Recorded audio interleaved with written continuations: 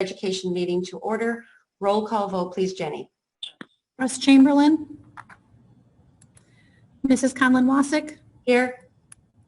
Mrs. Knutson-Strack. Here. Mr. Nergy. Here. Mr. Reynoso. Mr. Sloan. Here. Ms. Westfall. Here. Okay. Thank you, Jenny. Now that we Yep. have established a quorum, we can recite the Pledge of Allegiance. If some of you would prefer to go mute, I'll recite and we'll move forward.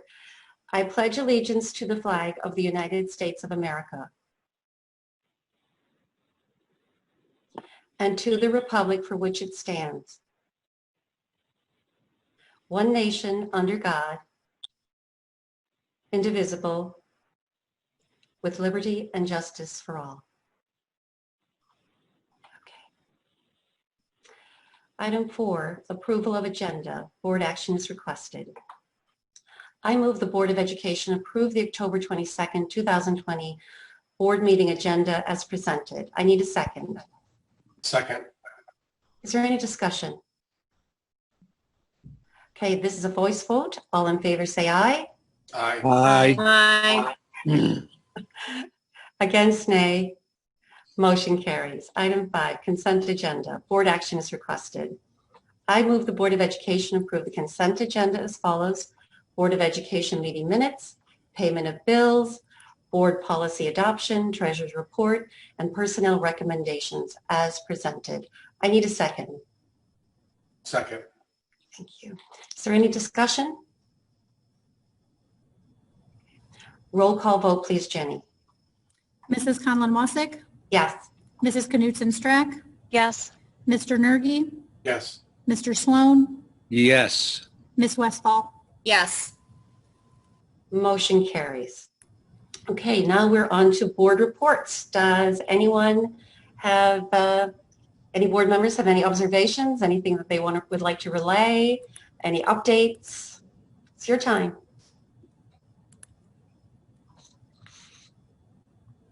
Nope. Okay, I would like to mention two things, and you know, throughout the year we celebrate many different things. We celebrate our children, our teachers, our superintendent, and our administration. I would like to take a moment to recognize our board members. So each year at this time, the Illinois Association of School Boards recognizes outstanding commitment to board governance, and board members attain master board member status through attending workshops, conferences over a period of several years. And the status is maintained through yearly continuing educational work. And so this year I would like to recommend or acknowledge, Russell Chamberlain and Douglas Nergy, who have maintained their master board member status in the midst of all that is going on this year. And I would also like to acknowledge Amy Knutson-Strack, who has attained Master Board Member Level 2 status this year. So way to go, guys, and quite a year to do it too. I'd also like to acknowledge our newest board members, Hal Sloan, Aaron Westvale, and Jonathan Reynoso, for their ongoing commitment to board governance education. And each one of our new board members are on their way to Master Board Member status. So congratulations to you thank you for all of your hard work and for attending conferences and going above and beyond the regular work of a board member. And while it looks like all of our board members are working towards this goal of maintaining getting to master board member status and maintaining it, that's unusual. And so I commend you all. And I would also like, I think I did this last month, but I'd like to do it now because this is kind of the time of year that we do this, is I'd like to acknowledge that District 127 did earn board excellence this year through the Illinois Association of School Boards. We were one of 15 boards throughout the state to achieve that level, and it's pretty incredible considering what's been going on. So again, thank you guys for all that you do for our community and for our kids. And finally, I don't know if Russell's here this evening. He said he would be. He might be a little late, but I'd like to take this moment because some of you may not know this, but it's I'd have to relay with sadness that Russell Chamberlain has decided not to seek re-election next year. And while that is probably good news for him, he'll have free time. It's certainly sad for us, sad for me. I've relied on him a lot this year. And yeah. And the one good thing is he will be joining us for a board retreat. He did say he would push through for that. And so we're going to schedule that in January. So with that, I would like to end my part of board reports. And anyone else think of anything in the meantime? No? Okay. All right. Well, with this, I'll move on to item 7, which is our superintendent's report. Nicole?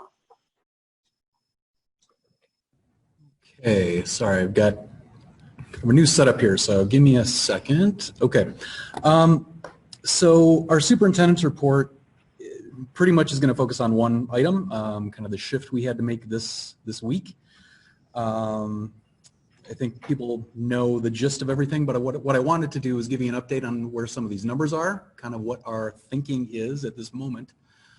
We just had a whole bunch of information hit us in the last, 72 hours-ish or whatever that is this week. And we're still processing it all, but I want to just give you an update. And let me share my screen.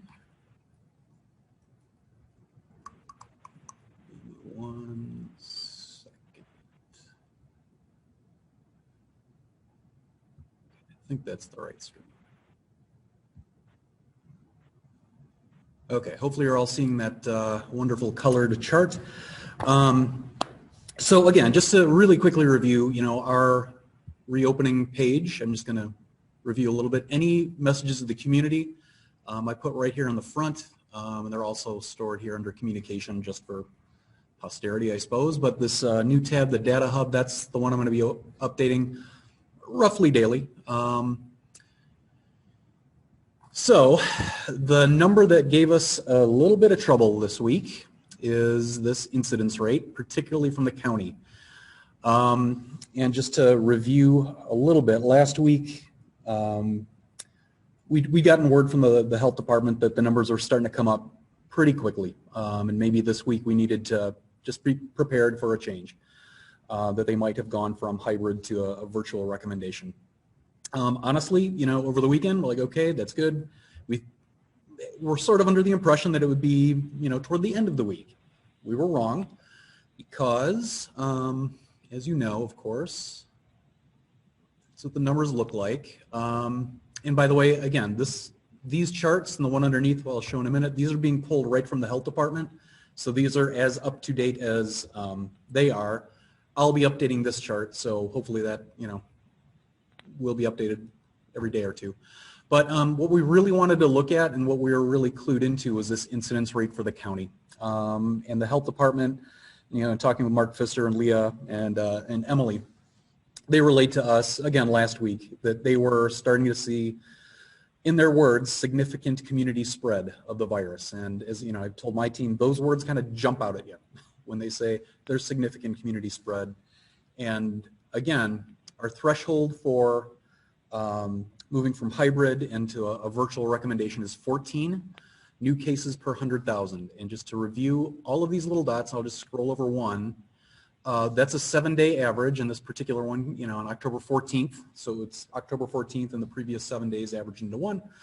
I got to tell you, once they started updating, they updated the data kind of in chunks of, roughly 3 days at a time. And just this uptick was, I don't know about you guys, it was pretty shocking to me. That escalated quickly, came to mind. So as of right now, we are at on October 19th, and again, this chart is going to be about 3 days behind. What they do with the data, they actually do a lot of cleanup of the data. So if somebody gets a test in McHenry, for example, but they're a Lake County resident, it might take a couple of days for that test result to get ported over to Lake County, and vice versa, and all over the state. So they usually keep this one about 3 days behind because it's the most accurate version of the data that we're going to see. And even so, as I come back to this, every so often there's still, data points that I can tell have changed a little bit. So, but this is a pretty good estimation of kind of where we're at. Again, the virtual recommendation came from being 14 or above for 7 consecutive days or more. And as you can tell, we peaked a couple of days ago so far at 23, which, that's not close, let's put it that way.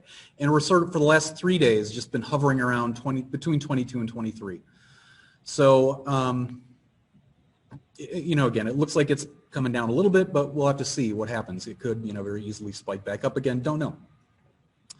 I'm going to scroll down a little bit just to give you a sense where the other data is, and we can talk about it.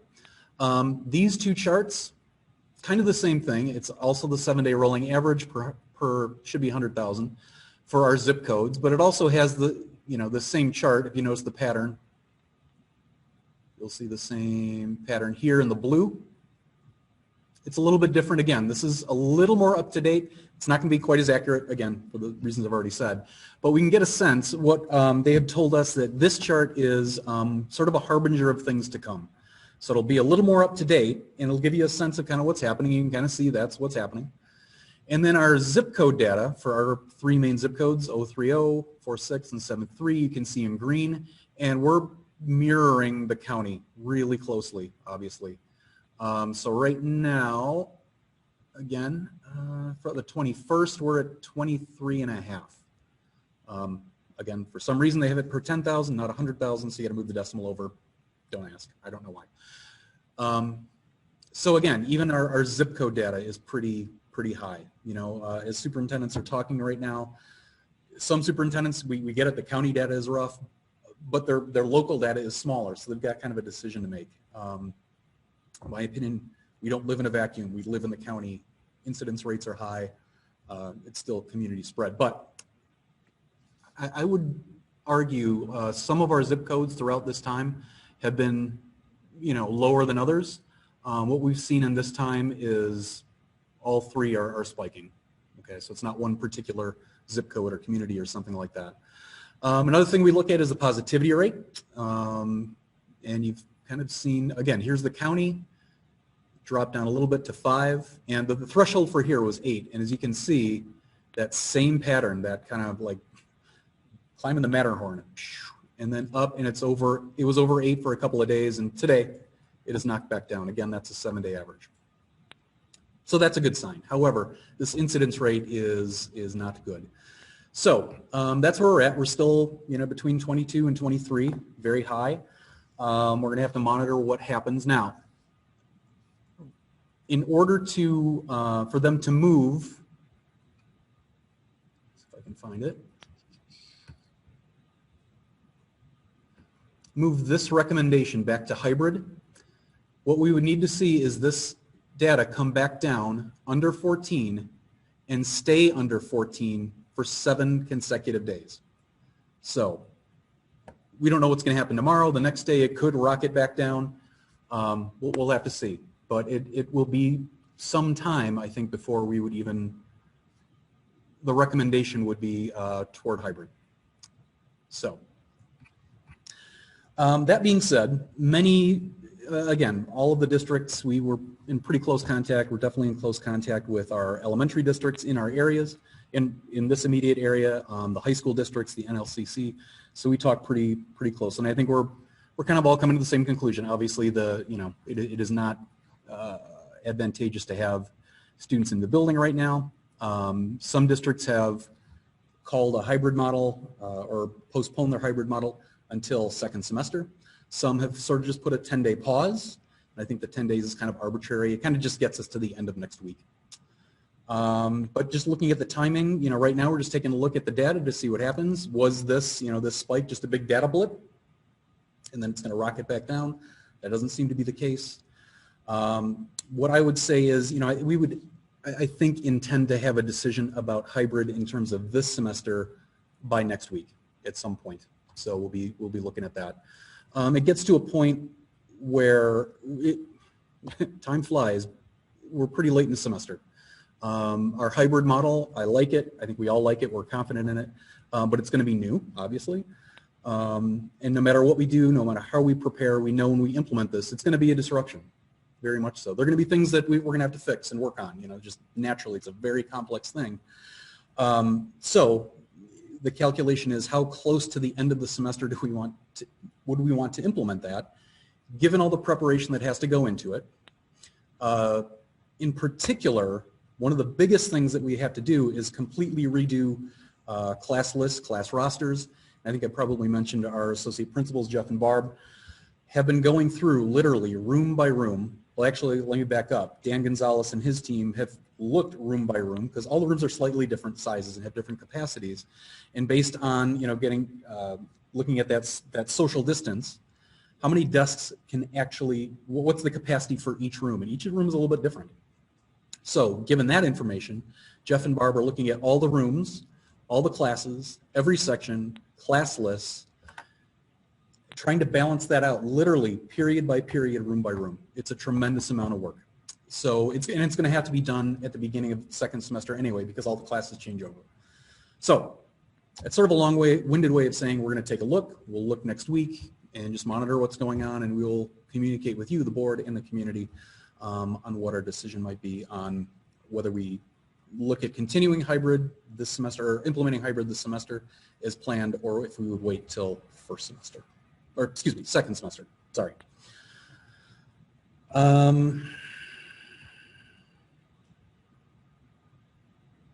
So I'll stop there at this point. There's a couple other relatively smaller things, but that's the big thing, kind of where we're at in our decision making. So I will leave it there, and if the board has any questions.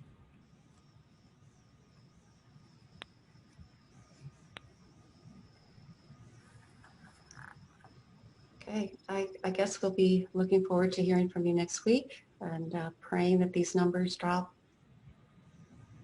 Yeah. All righty. Kathleen, I'm sorry, I have a question. Oh, I'm sorry. Go ahead, Erin. Yeah. I'm looking at these numbers, and obviously we're going into a very different reality because it's getting colder and people are inside instead of outside. And I'm just wondering how I saw that we're pausing for some of the kids like AIM and special ed and all that. And how do we have the flexibility to at least our highest risk student to That's a great question. A robust system so they can get back and in and out and so they can get what they need. Yeah, sorry, Erin, I didn't mean to step on you. I'm having some volume issues, so I just couldn't hear you. Didn't mean to interrupt you. So one of the reasons that we paused right away, right now those students are not in the building because, again, we felt it was the way that virtual learning is defined by the county is all learning continues virtually for all students. Lots of alls. So we wanted to make sure, just kind of see where the data was going. We'll have to take a look to see what the health department recommendation is with that. Hundreds of students all at one time, certainly that with these numbers is not a good thing. We'll have to see if it's recommended to bring any students in, even in smaller groups. Obviously, with a smaller group, we have a lot more options in terms of rooms and social distancing and things like that. But still, we want to just make sure we're being, as cautious and careful as we can. But until that time, kind of redoing everything virtually and connecting with those students virtually. Again, the reason we have them in the building is because it's a better connection, but obviously safety is first. So again, long-winded way of saying we'll update you on that, but that's a really good question. Amy, do you have a question? I can't hear you. You're on mute. I was curious what the reaction was when this announcement came back. What we've heard. I mean, I know what I've heard from some people. Just overall, what you've heard back from families and. I really have not gotten much of a reaction, to be honest. Okay, they just know. They're seeing it. I'm sorry. They're seeing it. I guess they're seeing these numbers. Yeah. I guess. Oh yeah. Yeah. Okay. Yeah. I think everyone's worn out. I know. We see these numbers, and I think everybody unfortunately is getting far more education in epidemiology than we want. you know, I so you see know. these kinds of numbers. I think people know what they mean, and there is a danger and a risk there. Okay. Yeah, definitely disappointing, to say the least. I think, you know, everyone's getting very excited about seeing kids in the building, getting back in some way, shape, or form. And to have that kind of put on pause is, you know, was disappointing. I think it's still disappointing for everybody. So. Hal, you're unmuted. Do you have a question? No, I was just, you know, I was thinking about what Mikkel said about how close to the end of the semester we might want to implement a virtual or a hybrid model, even if the numbers do go back down. And it seems like I guess that's why the decision's being made next week, but it seems like we're really close to that right now, you know, so it just kind of struck me as something to, you know, that would need to be acted upon quickly. So more of a comment, I guess. Yeah, under ideal circumstances, we're pretty close, but so we'll see where it goes. And again, I think, you know, speaking to the fact that everybody, you know, gets what these numbers mean, and that this data point right here that was just published today is as a result of people's behavior like 2 to 3 weeks ago. You know, and I really don't know what was going on 2 to 3 weeks ago. If there was some holiday that I'm missing, I don't know, Columbus Day or something. And if at that time something woke people up, oh my gosh, you know, we better be a little more careful and wear masks a little more and social distance a little more, and that number could come down immediately. It seemed to me over the weekend, even before anybody was really making announcements, people were getting the word. I think, you know, the word was out from the state of Illinois. Lake County was starting to make some statements, so people kind of got a sense that, ooh, something's coming. And so presumably people will be more careful now, I hope, if they hadn't been before. But again, that could take 2 to 3 weeks for those numbers to come, for that to be reflected in the numbers. Hopefully not. Hopefully it'll come down a little bit sooner. One thing I will relay to the board, interestingly, so last week, which seems like, you know, time is elastic now, so it seems like a couple of years ago, but last week, we had a survey out for our families, you know, asking them to commit. Do you want hybrid? Do you want in person? Now that we had some details out about the hybrid plan. When we asked that same question in July, again, without very many details, hybrid, remote, what's your preference? We had about 85-15 breakdown. 85% thought hybrid would be, you know, worth a look. 15% said no, remote. Our most recent survey results were 60-40. So there was a shift there. Again, over the weekend, before we made an announcement, before the Lake County Health Department put out their press release, we were getting calls from parents that wanted to change their choice. You know, they're already sensing that this hybrid might not be the best choice right now. So we probably got dozens of calls, and, you know, I think we saw the writing on the wall, so we said, just hold tight. An announcement from the district will probably be coming soon. So, yeah, I think there's definitely some shift in the community about this model right now. So. Me, do you have some? I don't want to interrupt you, Mikkel. That's kind of what I'm asking. So okay. That's what you were hearing from the community, that they were asking to go more remote. Yeah. Sorry, I thought you were talking about emails and things like No. that. Yes, well, I meant an overall sense. So sorry, I'm not trying to be I'm not. Nope. So much of this sense. feels like tea leaves. That was me. So. Yeah. Oh my. So, Mikkel, I have a Okay, question. interesting. Thank you. So, I'm sorry, you said 40% said that they wanted to go remote or more? Yeah, and again, yeah, that was before any of this started to be public. Yeah, 60% chose hybrid, 40% chose remote when conditions were relatively favorable.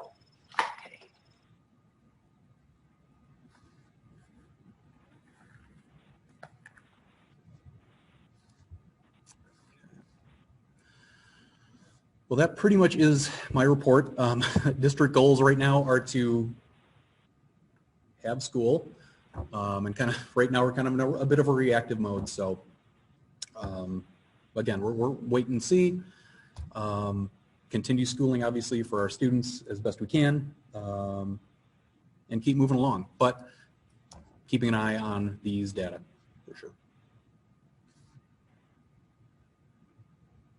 And I will stop sharing my screen. Okay.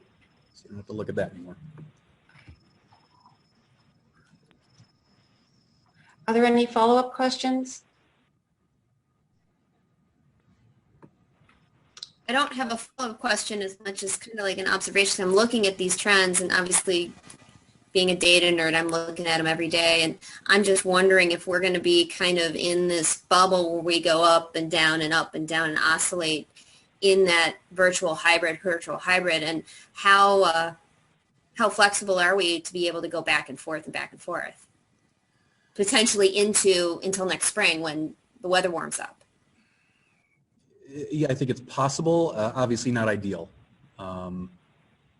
You know, at the beginning of all this, that's what we said. We would very much like to avoid that.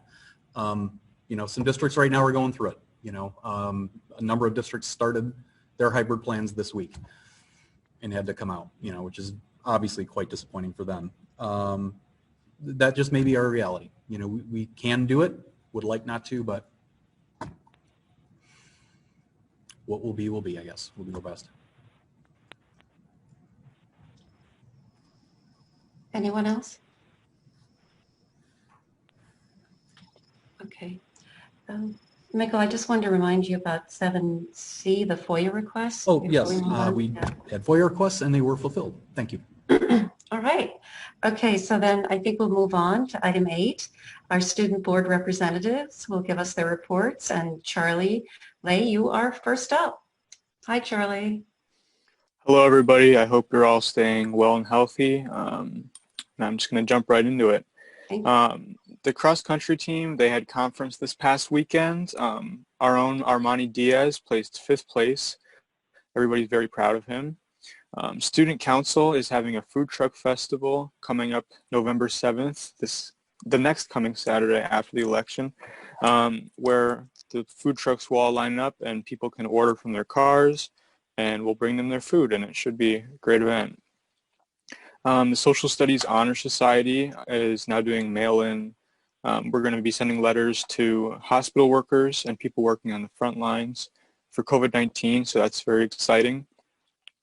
The North Choir put on a virtual performance done by all different Zoom clips put together, which was very, very cool. And then finally, the theater is working on a production that they will video in lieu of a live performance this year. So that should be very exciting. Thank you very much, Charlie. That was wonderful news. Thank you. Keegan, hi. Oh, congratulations. I think there's congratulations in order for you. You won a golfing tournament, or you placed at a golfing tournament. Is that true? Is that true? Yes, okay. that is correct. Yeah, all right. Thank I'm you. glad I got that right. Congratulations. Thank you. Yeah, very cool. Yeah. So I guess I'll start there then. For boys golf, this year we were really successful. We won conference, and we also won regionals for the first time in school history. So that was a lot of fun. Tennis, girls tennis, they were dual conference champs. They also went second in the conference tournament. We have 2 duos qualifying for state, and that is McKenna Luger and Saravia, and then Grace Caldwell and Aviva Lee. Cross country, both the boys and the girls placed second in conference. The boys had 5 place all conference, with Brian Vale winning the conference meet, and the girls had 7 place all conference. And then this week has been our Ramley week, which has been like our reimagined homecoming week. So today we had a parade for all the students. Tomorrow we will be having a drive-in for Ram Jam and the school assembly. And then Saturday will be our Hunt for the Cure, which we're looking forward to. It's wonderful. It's such great news. So good to hear you guys' voices. You have no idea how much we appreciate everything you're doing. Thank you. All righty. At this point, we will move on. to item 9, which is public participation. Each participant has 3 minutes to speak to the board. We ask that you give us your name so that we know who to get back in touch with. And one of the weird things about public participation is the board listens to what you have to say and we don't engage with you. And we're not being weird. That's our policy. And either myself or Mikkel will get in touch with you directly concerning any particular question that you brought to the board. So with that, I'm going to hand it over to Mikkel again, who's also our communications expert, and so that he can see if we have anyone who's interested in public participating. So Mikkel, if you can take over. Great. Yeah. So again, with Zoom, it's always a little challenging to coordinate everybody, but so we do have some guests, and if you'd like to speak, what seems to work best, if you're on a device where you can raise your hand, that would be great. So I can kind of just, pick people and just go in order. So if anybody is interested in speaking publicly, please do, and raise your hand or a thumbs up or something, and I will be happy to call on you.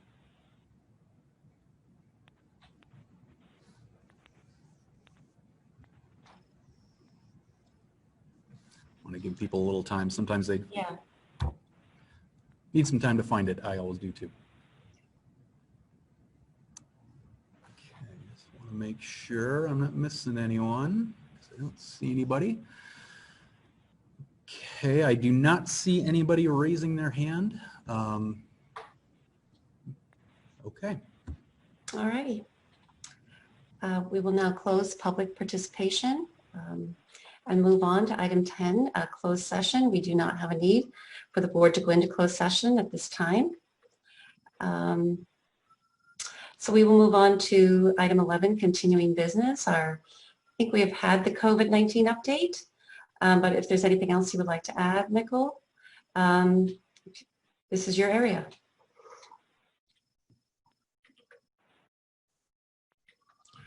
So no COVID-19 update, and then we had the Orange Frog update. I think Russell asked for that. Hi, I can give that. Okay, thank you, Tracy. Yeah, so just as an update, just to refresh everyone's memory, Orange Frog is training based on research about positive psychology. A number of the administrators read the research as well as the parable and attended conferences, including Russ on the board. We all had very positive experiences, and we're excited to bring that research and that work to the district.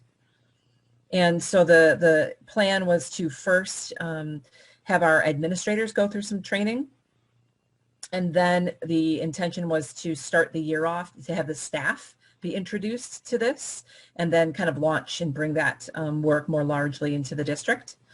So this summer we were to have a 2-day training with the administration, and about midway through day 2, we kind of got to a point where, after a number of incidents that were really racially insensitive on the part of the trainers, in fact, insulting to a number of the staff members on our team, and I felt compelled at that point to stop the training in its tracks and sort of let them know what we found to be the problem, and we ended the training at that point. And we did have a follow-up conversation with the 2 facilitators, and they requested that as well. So they could have said, fine, we're done, and they left. And to their credit, they didn't. They wanted to meet back up with us. They wanted to talk it through. What was the nature of the concern, and so we talked with them about it. And then further, they also asked for an opportunity to meet again with our admin team, just so it wasn't left like that. They wanted a chance to talk it through, to hear out the concerns of our administrators. And so we did have a follow-up meeting for any interested administrator to have a conversation with these gentlemen about what was offensive and what they need to rethink And so we did go through that. They were a bit more defensive, I think, than we were hoping, but nonetheless, it was an important conversation to have. So following that, though, we did decide that our administrative team did not feel comfortable continuing with that group and that training and then bringing those same trainers then in front of our staff to launch the school year. And so we severed ties with them. We got reimbursements, refunds for monies outlaid, and we have since kind of severed ties with that organization. So that is the update. Thank you, Tracy. Are there any questions?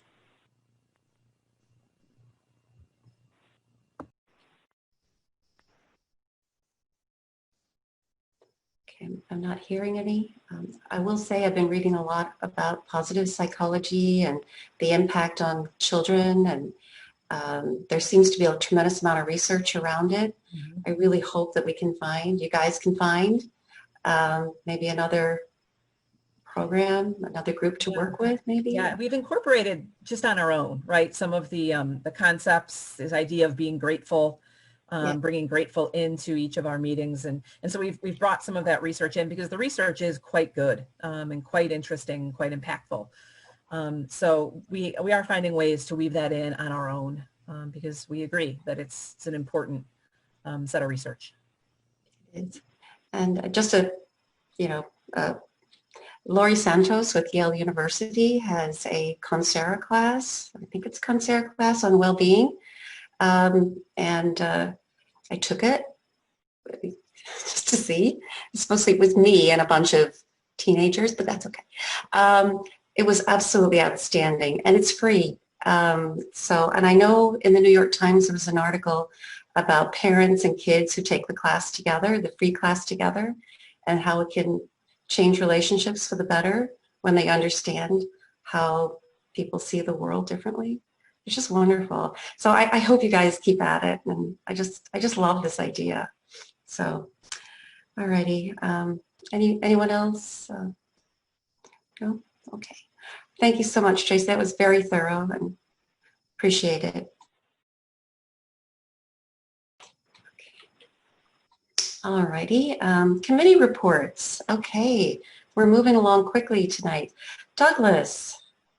Okay. Yes. So on the 8th, I think it was the 8th, we had a meeting. Some of the items are on the agenda for tonight. We did talk about the financial review, the solar debt certificate update, the fairgrounds. I think all the board members were in attendance, which was great. Talked about student fees and the levy, and the IGA with Lake County for care fair funds. So went over a lot of stuff. There's a couple things on the agenda tonight, but that's about it. Thank you so much, Douglas. Let's see, programming, policy, and personnel. Amy? Yes, hello. Yeah, we also met on the 8th, and we went over a number of things, including personnel, course modifications, including mobile makers, making that being something that can be honors or regular, kind of a neat way of allowing students to make choices as they're navigating through a course. Making sure that we have name changes that are appropriate for the nomenclature. So we, instead of having something being called English as a second language, we're now moving toward English language development, basically putting things in the right category now. We discussed recording of students in adult conversations. And let's see, also talked about Remote Plus, basically how students are coming into the building, what groups are able to come in, how we can advance that, even if we're not able to have full groups coming in with hybrid. Talked about all of our board policy review, which included a lot of things with Title IX updates, which you'll see in first readings. Thank you so much, Amy. Mm-hmm. Let's see, moving along. Douglas has a question. Question. Question. Okay, I'm sorry. No, it's sorry. I should have raised my hand on that. So, Amy, first of all, thank you for the very thoughtful email. I had a family thing going on after our finance committee. No problem. I did have a question, although about the student recordings, which I totally get, which is great. How about communications, electronic communications between the student and a teacher? And if there's ever, I know we talked about months ago that it was a possibility that they would copy the dean in case it just is like a deterrent. And I don't know what the administration kind of landed on that. Did you guys talk about that? I think I'm going to let Tracy maybe take that. In terms of like an email, do you mean? Or by or having a Zoom conversation? No, an email. Because there's, I'm just in, wrestling and scouts, and I know that there can be communication between adults and kids, students, that can lead to something else. We always have a too deep leadership, basically. That's what I'm saying. And when you have one-on-one with email communication with a student, that's not too deep. And I know that's not our policy in the district, but I wondered what the administration was, thinking, or what their policy is moving forward, if there's any change in policy at all. Yeah. Does that make sense? Yeah. I understand. I was kind of rambling. No, I understand your question. Our conversation at P-Cubed focused around electronic like video recordings. So we didn't talk much about that.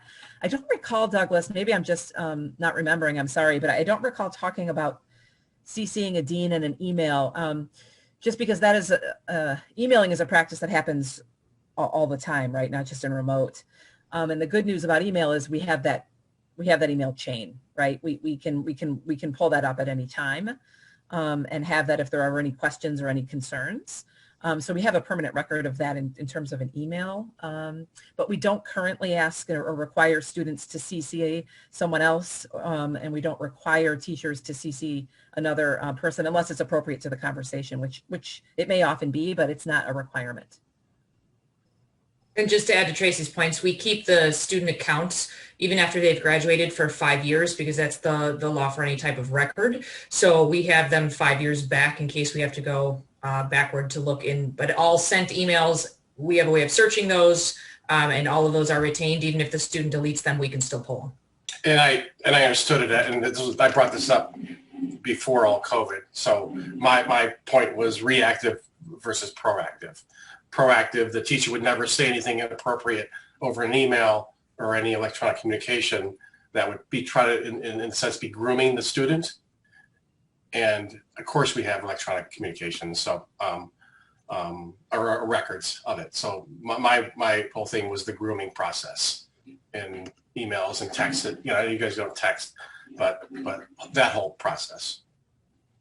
So I think I'll probably bring it up in a year from now again, because I'm involved with a lot of youth organizations and the Boy Scouts and the Catholic Church and wrestling. We don't allow any communication to occur without two adults being on the chain. So I'll let it be there. Okay. Hal, you've unmuted. Do you have a question?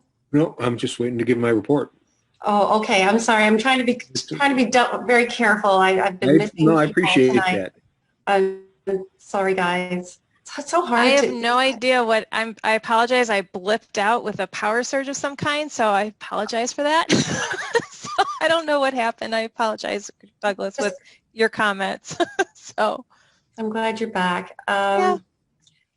I'll let it carry on. Yeah, it's challenging, but okay, let's see where we are now. I'll move on. Okay, let's see. Illinois Association of School Boards, this is Jonathan's area. I guess there's a couple of things that are time sensitive. I'm going to kind of jump in. Nick will help me out here. But we do have a resolutions review coming up, and I know over the last couple of years we've tried different things when it's come to preparing for the resolution, to take resolutions to the committee at the tri-conference. And so I was wondering how we would want to handle that this year. I know one year it was you sat down with Jonathan and you went through the resolutions, and then you, if there was any changes or anything that was unusual, you brought that to the board. And then last year, I think it was a little bit different. You know, the review occurred at the Board of Education meeting itself. So does anyone have any, I did send an email out and CC'd Jay earlier today. Haven't heard from him yet about what he wants to do, but I was wondering, Mikkel, if you and he could decide what you want to do about that and then let us know. Does any board member have any preferences on how you'd like this handled, or just let these guys figure it out? We're good? No? Amy? That's, I mean, I've been a delegate in the past, and that's how we've done it. So that would be my first recommendation. That would be to have Jay, if he's the delegate, that's been his role. Yeah, it is his role. It is his role. Yes. Yeah. To do it that way, it's certainly a very good starting point. Okay. That, having done it myself, that would be my recommendation. So just to be clear, you think that Jay and Mikkel should work together on it, or should Jay bring it to the board? I'm sorry, I missed that piece. So I would recommend that Jay and Mikkel first Okay. sit down and run through what the resolutions are, and then bring those recommendations to the board. Okay. To go over what those recommendations are. Yes. Okay. Thank you, Amy. Mikkel, you're on it? Yeah, we just got the resolutions today, Jenny told me so. Okay, wonderful. So thank you. Next item. I believe there is going to be a tri-conference webinar this year. I'm not sure how that's going to work out, but I really don't have any information on it. So I was wondering if Jenny, you could take a look and see if that was actually going to happen, and maybe if you could touch base with Jay, and if there is anything that's going on, just let us know so that we can try to zoom in, get it on the calendar. Yes, actually. Okay, go ahead. I'm sorry. Actually, Jonathan had me sign him up for the delegation conference this week. Yes. So he's registered and ready to attend. The III is actually going to be in the weekly update to all of you. It will be virtual on November 20th. It's kind of a half-day, full-day event. And I'm asking all of you, if you would like me to sign you up, to just email me back, and I will register you through IASB. So that'll be in your weekly update tomorrow. And Jenny, that was the same email that I sent you back saying it was like $50 for the Zoom meeting. Yes. Yep. But you're saying it's only half a day, it's not 6 hours? I want to say it's like 10:30 to 4 or something. I don't have it in front of me right now. Yeah, it's probably about 5 hours, 6 hours. Is that on a Saturday or a Friday? It's November 20th, I know is the date, which is a Friday, which is the Friday that we would be down in III. Yeah. Anyway, so it's on all of our calendars. Okay. Okay. Thank you. Yep. Well, once again, Jenny's on it. Wonderful. Thank you. Looking forward to getting that information. And I know Friday's a very difficult day for people, but hopefully we can see what we can do. Okay, let's see what's next. We did have the Lake Division Illinois Association of School Board virtual meeting last week. And the topic was school district liability in the age of COVID. And we had an attorney, Sean McLean, presented. And I don't have my notes in front of me. If anyone wants to jump in, the bottom line was that when it comes to tort immunity, school district has to be able to demonstrate a duty to care. That seemed to be the area that he was concentrating on, and if a school district was not living up to that, they could be sued for COVID-related incidences at the district. So I know Mikkel and Tracy, I think Tracy and Abe were there. If you want to add to this, please feel free. If not, we'll let it go. This presentation was meaningful to me, especially in light of the fact that insurance companies have excluded all claims related to COVID. It is of the utmost importance that we're cognizant of how we operate our facilities. Thank you, Abe. All righty. All right, we'll move on then to CEDAW. Hal. Yes, a brief report here. Kind of consistent with what Mikkel said is going on. All site-based programs were moved to remote currently until November 5th, but then, you know, obviously, as we know, things are subject to change on a twice-a-day basis. So, but that's really what's gone on so far up to this point.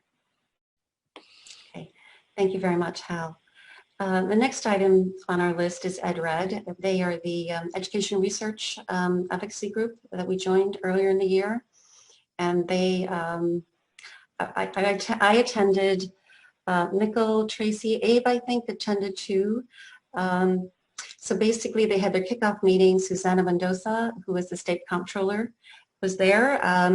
She tried to give a very upbeat presentation. It was kind of hard. Considering.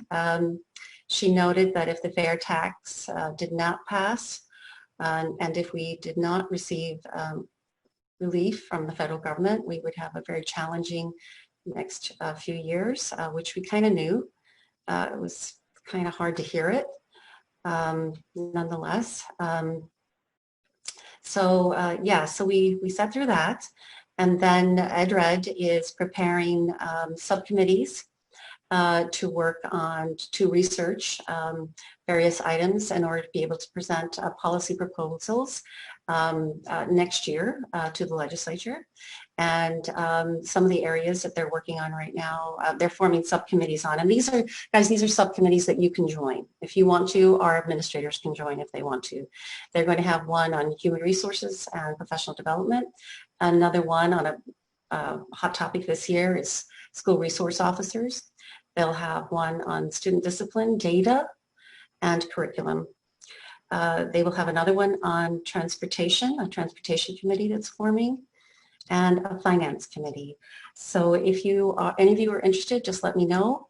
I'm also going to ask Jenny if she could put the monthly regular EdRed meeting dates on our weekly update. So if any of you guys want to go to any of those, you can zoom in. So that's where we're at right now. Let me see. And if another thing is, if any of you have any questions about any of these committees that are forming, I can get you Sarah Hartwick's number and email. She's their executive director. And you can call her directly to see, you know, what you would get out of the meeting, what you think your contribution would be. This is all very new to me. I'm going to sign up for the finance committee. I think it's going to be something that we definitely want to be aware of policy-wise going forward. Any of you can join that too. And yeah, so we will have a monthly update. And that's where we're at right now. It's kind of new, so we'll figure it out as we move along. But I'm looking forward to being more engaged at the policy arena. And it was really wonderful to see Mikkel, and I believe Tracy and Abe were there too, to make sure everything I'm telling you is right, and if it's not, to jump in and correct me. So would any of you like to do anything else you'd like to add, or are we good? Okay, we seem to be good with that. So I'm going to leave, unless anyone has any different ideas. I was thinking of leaving EdRed under the subcommittees heading, our subcommittee headings, and we'll see where it goes from month to month. Okay? All righty. At this point, let's see, I have to find my page, which I'm doing. We're going to move on to new business, item 13. 13A, recommendation for 2021-22 student fees. Board action is requested. Douglas. Yes, I move the Board of Education approve the student fees for the 2021-22 school year as discussed and recommended by the F&F committee. Thank you. Is there any discussion? Okay. Roll call vote, please, Jenny. Ms. Westfall? Yes. Mr. Sloan? Yes. Mr. Nergy? Yes. Mrs. Knutson-Strack? Yes. Mrs. Conlon-Wasik? Yes. Okay, motion carries. Thank you, Jenny. 13B, recommendation for intent to levy 2020. Board action is requested. Douglas. Yes. Thank you, Kathleen. I move the Board of Education to adopt a resolution of intent to levy 2020 taxes and schedule the 2020 tax levy public hearing for November 12, 2020 at 6:45 p.m. in room 1500 at the district's Grays Lake Central High School office, 400 North Lake Street, Grays Lake, Illinois, and to publish the legal notice pertaining to said hearing as discussed and recommended by the F&F committee. Thank you, Douglas. Always a tongue twister. That's it. I need a second. Did I hear Hal as a second? Sure. Second. Okay, thank you. Is there any discussion? All right. Roll call vote, please, Jenny. Sure. Mrs. Knutson-Strack? Yes. Mr. Nergy? Yes. Mr. Sloan? Yes. Ms. Westfall? Yes. Mrs. Conlon-Wasik? Yes. Okay, motion carries. Thank you so much, Jenny. And thank you, Douglas.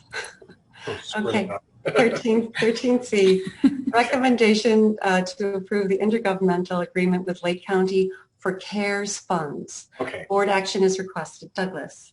Thank you. I move the Board of Education approve the intergovernmental agreement with Lake County for District 127 to receive CARES funds as discussed and recommended by the F&F committee. Thank you. I need a second. Second. Thank you, Hal. Is there any discussion?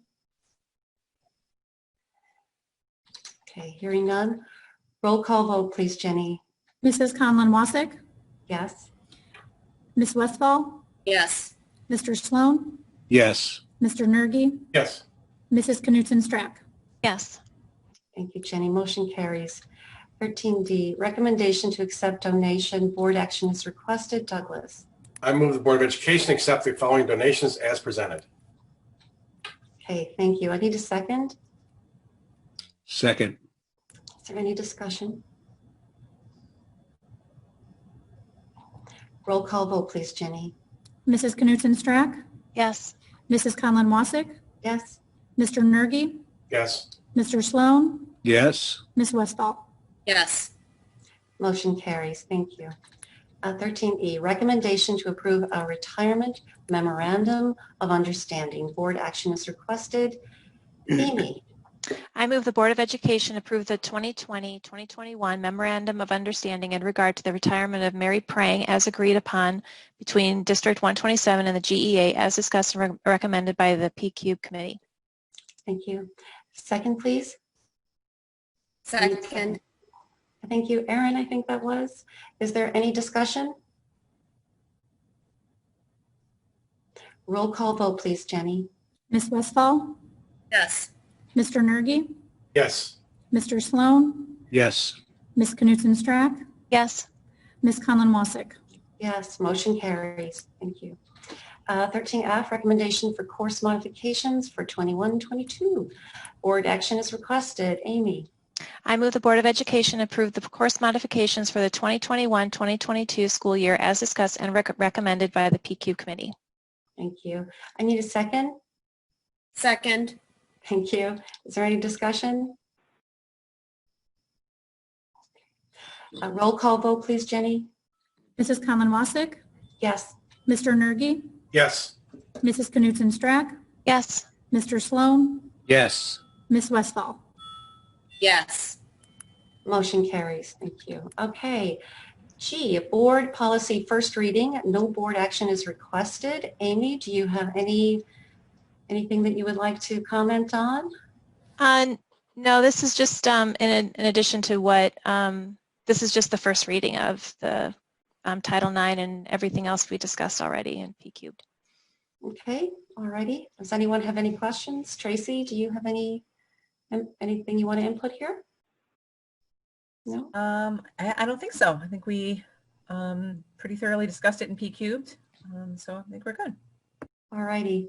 All right, thanks very much. Okay, we're going to move on to board agreement.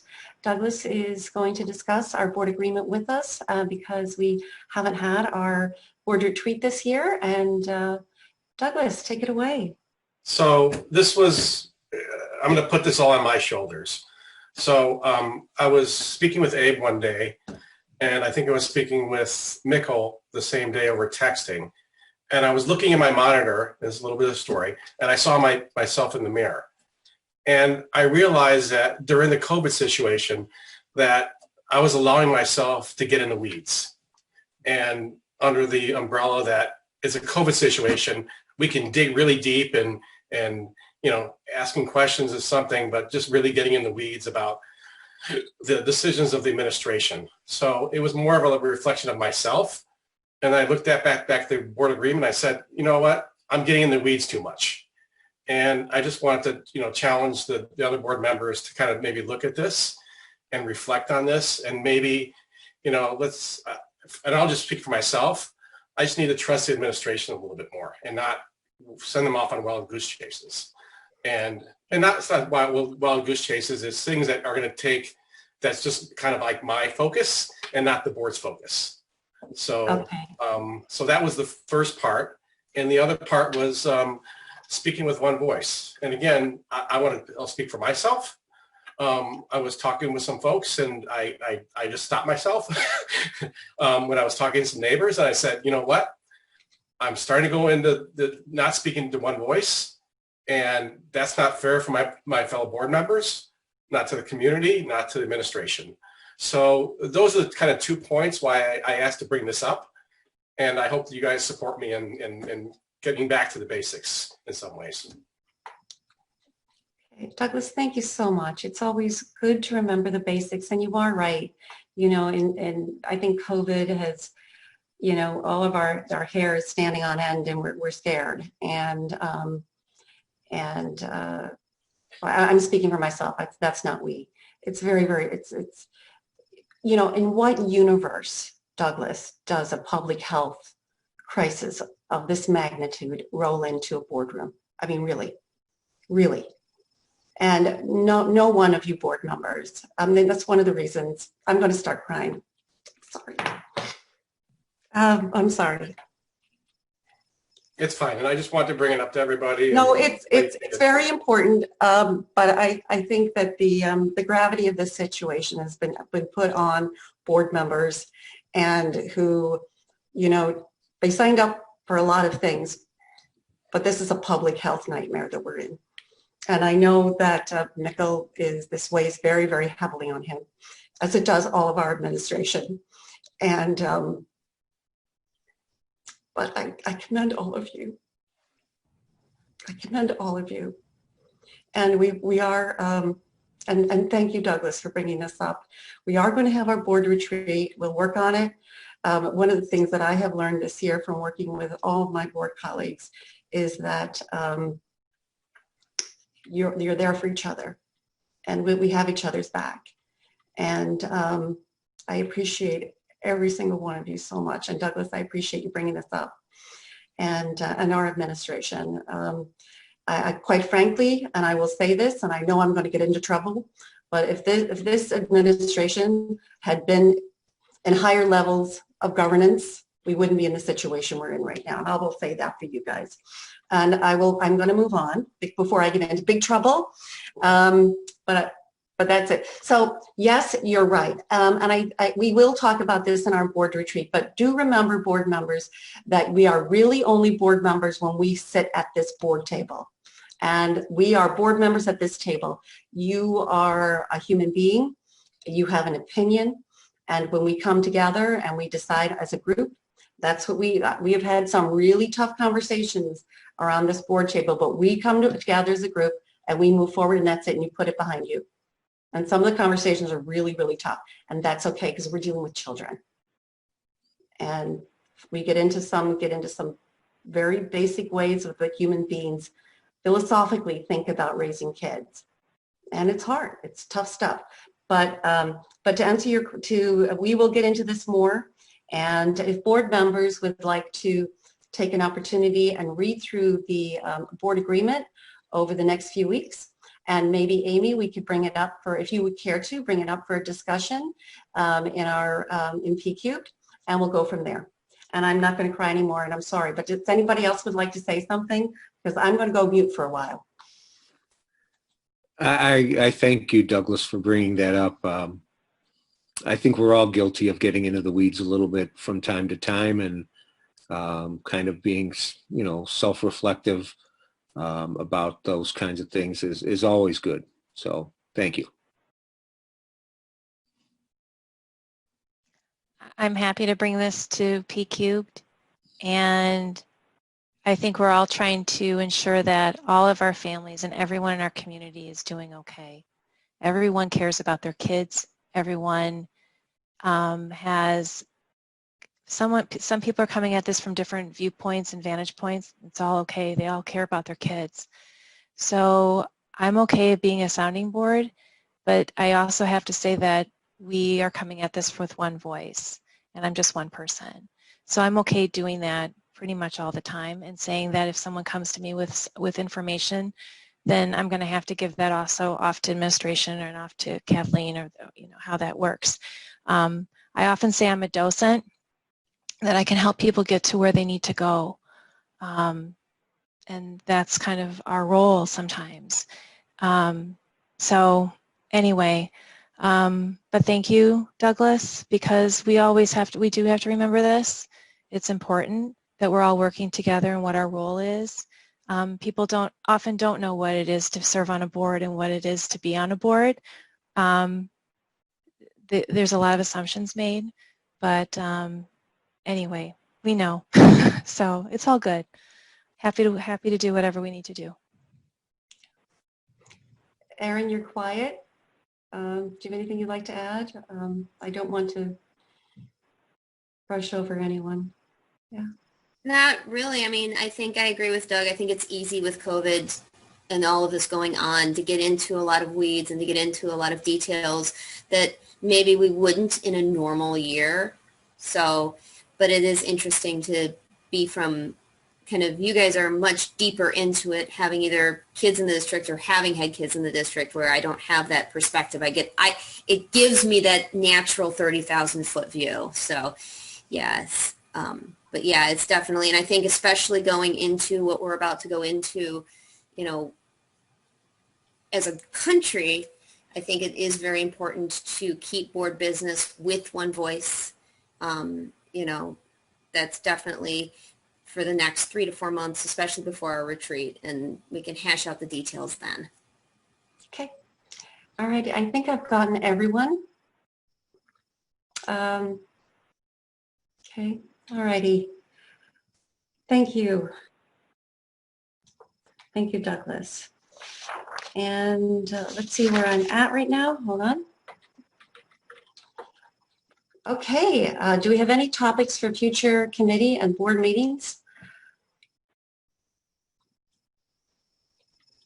Very quiet. Okay. The only thing that will be added here, I think, will be the EdRed meeting. I don't know. Jenny, to figure out where you want to put the EdRed meeting dates. That's all I can think of. All righty, we'll move along. We do have a closed session, and let's see where we are. We have a need to go into closed session. I move the board enter closed session on matters pertaining to professional negotiations. Roll call vote, please, Jenny. I need someone to second her motion. Oh, sorry. Second, please. I need a second. I'll second. Oh. Second. Okay. All right. Roll call vote, please, Jenny. Sure. Mrs. Colin Wasik, Yes. Mrs. Knutson-Strack, Yes. Mr. Nergy, Mr. Sloan, Yes. Ms. Westfall. Yes. Okay, motion carries. There will be no action coming out of closed session. Good night to those who will be leaving us, and be safe. Nicole, you can, I guess we get to